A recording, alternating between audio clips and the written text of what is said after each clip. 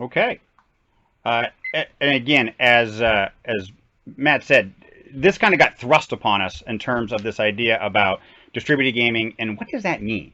And so, kind of as part of a background to this, before I jump into a bunch of slides, is where this came from. And so, at the beginning of the COVID travel considerations, and as we started looking at shutdown, a couple of different demand signals were coming into the War College. And one of them had to do with this perception that we've got a batch of typically newly sent officers who don't necessarily have a firm foundation in terms of the tactical capabilities of the United States Navy or the nature of the threat. And so we had a working group already established, this threat working group with Dr. Jim Fitzsimons, who was already kind of looking at how do we communicate this better? How do we do some of this? And it started to have overtures of online education. Then throw in the COVID environment, and then we start looking at some of the other activities that we were doing and beginning to look downstream, thinking, well, what if we have to just start to distribute some of this stuff? And so we had a couple of different working groups that had started having overlapping points of view. Although when we got together and started talking about it, and I said something about, oh, distributed gaming, yeah, we've done some of that in the past, very niche cases. We did something like this with an elective once, and really the students were given a military problem, and they just had to be able to send in a move by Tuesday kind of thing. Was the nature of it. I'd say we got some slides jumping around here that we're not quite ready to share. So the point here was that when I said distributed gaming and my colleagues said distributed gaming, I was thinking of something looked like play by email kind of thing. Just give the distant participants a problem. They send in some sort of move sheet, something at some given time. We adjudicate it. We send it back. And when I was describing it, he goes, "Oh, well, that's not what I was thinking of.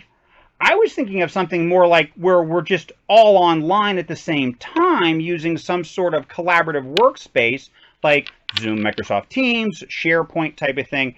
And that's what distributed gaming is."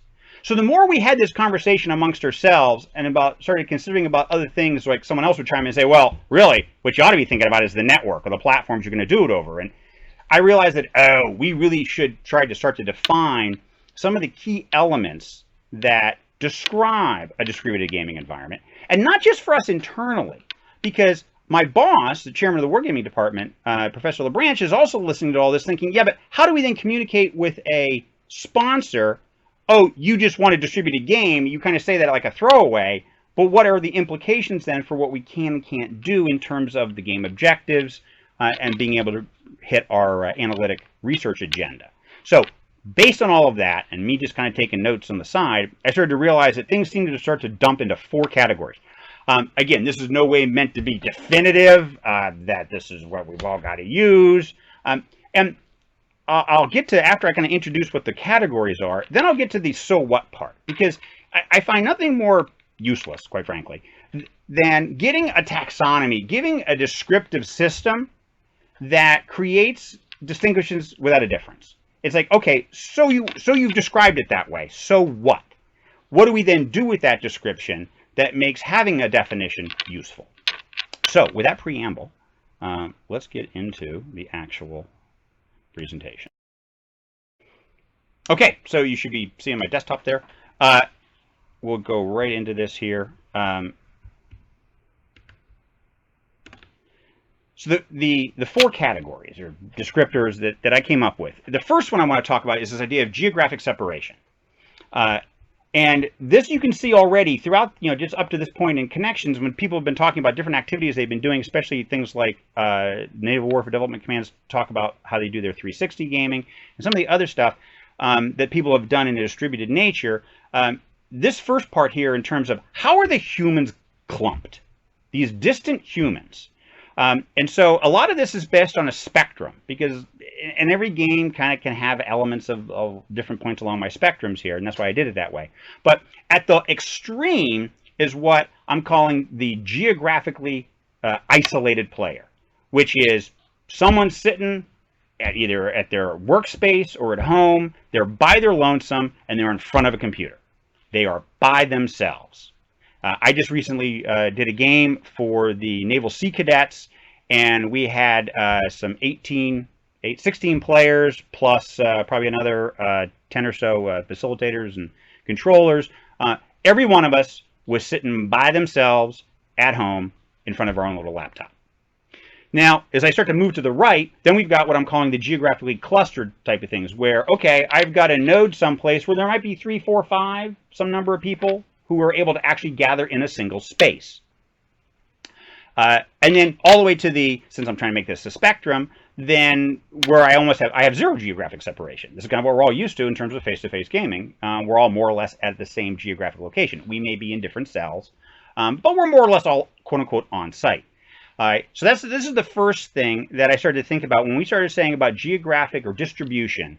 It's what are the nature of the nodes we're distributing to, and how many people are at that node? Because a node of 1 is a whole lot different than a node of 5 in terms of some design considerations that we'll talk about later. The next piece was time separation. Now, with enough geographic separation, you can obviously get time zone separation, but it wasn't about the time zones. It was about whether or not everyone was going to be online at the same time, participating in the activity at the same Zulu time. We're all going to get on the systems at whatever, at 08 Zulu, and we're all going to be off at 1600 Zulu. And it didn't really matter what time it was in your locale. That's the synchronous example all the way to the right. All right, we're all going to be online at the same time, and quite frankly, so sad, too bad if it's a really crappy time of day where you are. The other end of it was the asynchronous play, where, quite frankly, I didn't care when the nodes got on. All right, be on whenever you want, as long as you do whatever you need to do such that I get something at a given deadline. This is kind of that asynchronous environment that I mentioned earlier that I kind of thought of right away, the old play-by-mail kind of environment. And then, obviously, in the middle, we've got what we call staggered, where, yes, the preponderance of work is done, quote-unquote, independently or of a separate time at each location, but we've got dedicated times where we've said, yeah, we're all going to get on at this point and have some sort of synchronization activity where we all need to be on at the same time. But the vast majority of the time, we're all off in our own little corners of the clock doing your own thing. I caveat that with this idea about locale number 2 in this example, if they're acting as the control site, because we kind of thought that, well, while it may be true that one game cell in Europe is on at one particular time and another game cell in Hawaii is on at their time, if I'm acting in a control function, I probably need to be on any time a cell is active. All right, so that's another consideration. But so again, here's that spread of when someone says distributed, are they talking about an asynchronous activity, somewhere into the stagger, or somewhere into the synchronous activity? It'll make a difference on how you design your game. The network classification. Now, I don't want to get too hung up on and this, because this has been mentioned already. A couple people have already mentioned this problem of if you're trying to do a secret game, then you have to do it over a secret network. It's kind of duh. But the issue isn't the network per se, although we do have some discussions about when you're quote-unquote using somebody else's network. But it's this idea that of the physical spaces where you have access points to those networks. So obviously from an unclassed perspective, that's going to be the greatest amount of access. Right? Everyone's going to be able to find an entry point into the internet or just an unclassified environment. Typically, that's not going to be the problem. But as soon as you start moving to the right and you go from an unclassed environment to a secret environment, all right, you're starting to put some constraints now in terms of having a space where you have access to those terminals, and there's typically fewer of those access points than there are of the unclassed. You really start to constrain folks when you get down into the top secret world and the special access world, where you're starting to move into places where if a command even has a space, the space may be tiny, and it's got one terminal in there. And so go back to my original discussion about clustering. If the idea was, oh, you had planned on a cluster environment and you've got 8 players at that site, and at that site, the only access they have is one computer, and you were thinking you were going to play synchronous, you see this starts to become an issue. So we've got to think about how does the classification spectrum start to impact just accessibility at these remote places. Now I'll talk a little bit more about the places here in terms of a broader thinking around what are the potential considerations from a design perspective with where people are physically going to play from. Then finally, in my big four, is this idea of the game tools you're going to have to be able to work with. Now notice this is the one that's not a spectrum, because really this kind of represents this circle of pieces parts in terms of what do you have available to both create game product, whatever that means, move sheets, maps, PowerPoint decks, whatever it is you're going to make as the process of play. And if, short of playing a solitaire game, someone's going to want to collaborate with someone else. And if they aren't co-located, then there's another tool set that's used to foster the communications and collaboration activity amongst the players who are trying to make a game deliverable.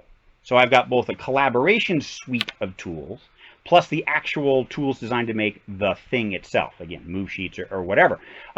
And then contrast all of that to whether, if you're used to working with a dedicated game system. Now, one thing I should caveat is remember that my thinking around this type of thing, it comes from my experience. And my experience is being at the Naval War College, where I've got McCarty Little Hall, right, 110,000 square foot dedicated gaming facility, where I've got 4 and growing numbers of contained networks, firewalled from the rest of the world, where I can pretty much do what I want at classifications ranging, again, from the unclass to the top secret, and again, expanding our capabilities in the special access world. And I've got a group of designers, web developers, who have been able to create me custom online tools.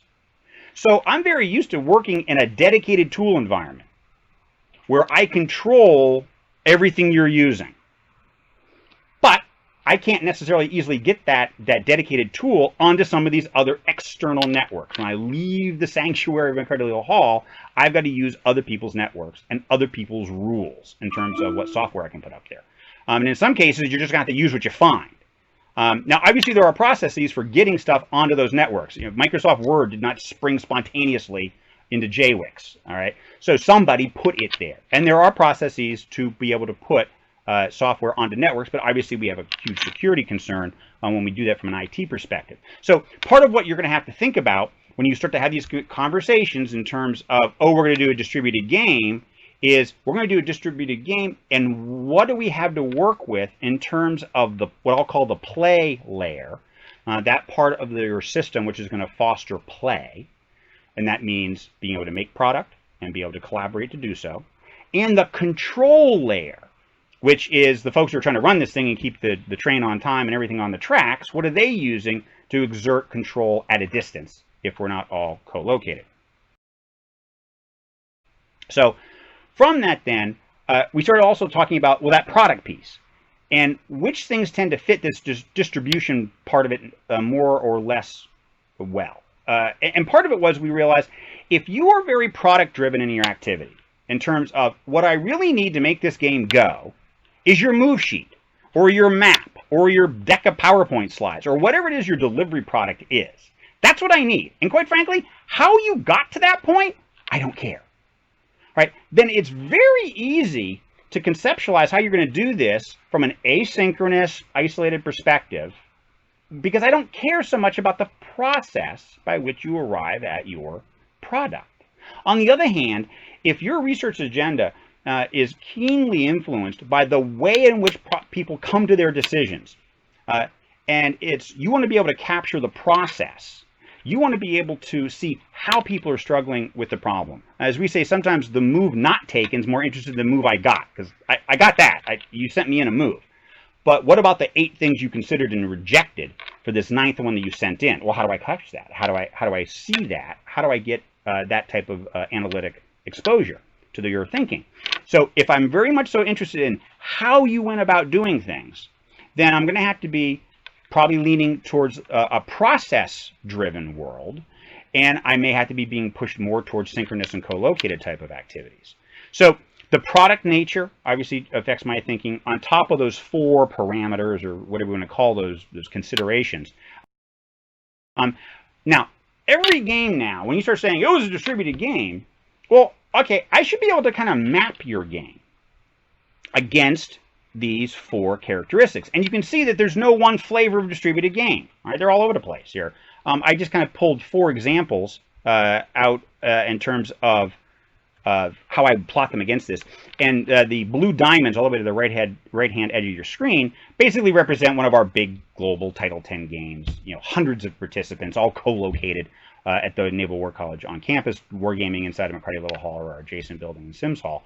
And that tends to kind of be a straight line down the right-hand edge. But then everything else starts to get scattered all over the place.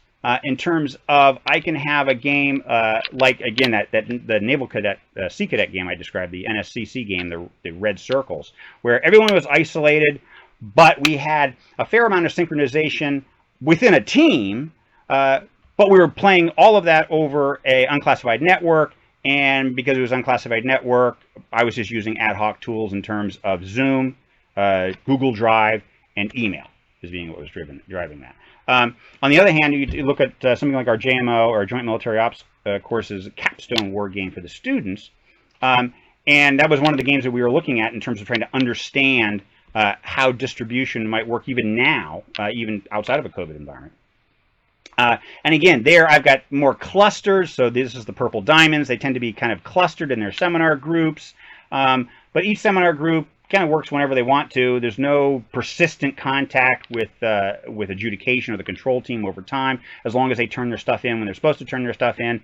They're doing it over one of our unclassified but still special networks within on the campus's system, and they're actually leveraging one of our tools that we use in terms of our wargaming tools, our software suites.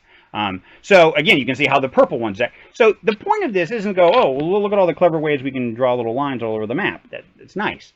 The point of characterizing these 4 attributes is a way to think about a distributed game. More falls then to what I have in the lower left-hand corner of the slide, this idea of, okay, so what? How do these things then impact scale, player interaction, time considerations for time to play, the classification we may be able to work at, and finally, what can we do in terms of the scope of analysis? So within that context is where we get, come on, we get me stuck on my slide. There we go. We start looking at the considerations to be able to communicate both from a design team perspective, as well as the communications with the sponsor, because this is the biggest thing that we have to wrestle with, is this idea of expectation management for the sponsors. So it's been very easy for some sponsors, and this is even pre-COVID, to be able to say things like, well, why don't you come here? Okay, rather than us all going to Newport, travel budgets and being out of the office for a week, well, why don't you come here and run the game here? And we say, we can do that. Physically, we can do that, but what are your spaces like? What classification networks do you have available? What are the data collection opportunities for us in those spaces? Do you have a room? I've played games where I have literally been put into small utility closets with one computer terminal behind an ops center, because that's what was available at the classification we needed, because we were off-site. So it's been more than just COVID to force a consideration of what do we do when we're not, quote-unquote, on-site at McCarty Little using all of our networks? And then how do we communicate those ideas with sponsors so they understand what we can and can't do? My colleague Chris Weave on the Air Force side has been thinking a lot about this as well. And right now we tend to be in a reactive mode in terms of, we would rather do face-to-face, so how do we do what we used to do, but now do it in a distributed fashion? And what are the considerations for doing that? In fact, we just concluded a classified game in that construct with the Pacific Fleet Command here just yesterday. And again, less than satisfying potentially because of some of the considerations that we didn't necessarily drop anchor and get really dig down into and force the sponsor to realize that here are going to be some of the implications of playing, quote unquote, at distance. So obviously from things like scale of game, the scale of connections, all right? We've got obviously far more folks that have the potential to be able to dial in than necessarily we're been able to travel for connections. But then again, we have to have that in consideration of, but do they actually have facilities where they can play? right? And the more we go distributed, the more we're realizing that, yeah, I'm spoiled. We all get spoiled when you get to use your own place. McCarty Little Hall was designed for wargaming. So I've got configurable rooms. I've got whiteboards. I've got lots of space. I got lots of computer terminals. I can create a unique, discrete environment for you to game in. You're not sharing it. That's the thing we've already discovered, is that, yeah, you may have a skiff, but you've got to share everybody else who wants to use the skiff, and your game isn't the only thing in town in terms of things for people to do. So can you monopolize that space for a week? Probably not. How does that then impact what you're going to be able to do from that space over what levels of time? So again, it's going to impact your scale. The player interactions are huge. I mean, we've already had various folks, and you can see in the chat side when we've been talking about this in terms of how does this now change the nature of our interactions, and how we then not only just player to player interact, but player with, or my adjudication teams, with facilitators.